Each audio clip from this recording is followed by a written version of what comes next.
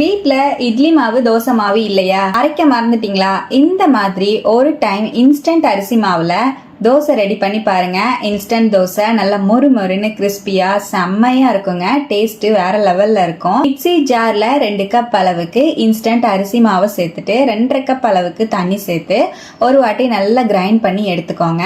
அரைச்ச மாவை பாத்திரத்துல ஆட் பண்ணிட்டு 1/2 டீஸ்பூன் உப்பு, 1/2 டீஸ்பூன் ஜீரகம், 1/2 டீஸ்பூன் குருமிளகு தூள் சேர்த்துட்டு நறுக்கின மல்லித்தலை, ஒரு கேரட்டை நல்லா துருவி சேர்த்துட்டு அதோடவே 2 பச்சை மிளகாவை பொடியா நறுக்கி சேர்த்து ஒரு பெரிய வெங்காயத்தை பொடியா நறுக்கி சேர்த்து நறுக்கின கருவேப்பிலையும் சேர்த்துட்டு நல்லா மிக்ஸ் பண்ணிக்கோங்க. பேட்டர் இந்த கன்சிஸ்டன்சில இருக்கிற மாதிரி நல்லா கலந்துட்டு தோசைக்கல்ல நல்லா சூடுபடுத்திட்டு ஆயில் நல்லா தேய்ச்சி விட்டுட்டு ரவா தோசையெல்லாம் எப்படி தூக்கி ஊத்துவோமோ அது போல நல்லா தூக்கி ஊத்திக்கோங்க. வேணும்னா கெட்டியா கூட நீங்க ஊத்திக்கலாம். ஊத்திட்டு 2 நிமிஷம் மீடியம் ஃபிளேம்லயும் ஹை ஃபிளேம்ல 1 நிமிஷம் வச்சு தோசையை நல்லா சுட்டு எடுத்துக்கோங்க. தேவையான அளவுக்கு ஆயிலோ பட்டரையோ சேர்த்து 2 சைடும் நல்லா திருப்பி வேக வச்சு எடுத்துக்கோங்க. அவ்வளவுதான், ரொம்பவே டேஸ்டியான இன்ஸ்டன்ட் தோசை சூப்பரா ரெடிங்க. கார சட்னி, தக்காளி சட்னி, வெங்காய சட்னி, சட்னியோட எல்லாம் வச்சு சாப்பிட அல்டிமேட்டா இருக்கும்.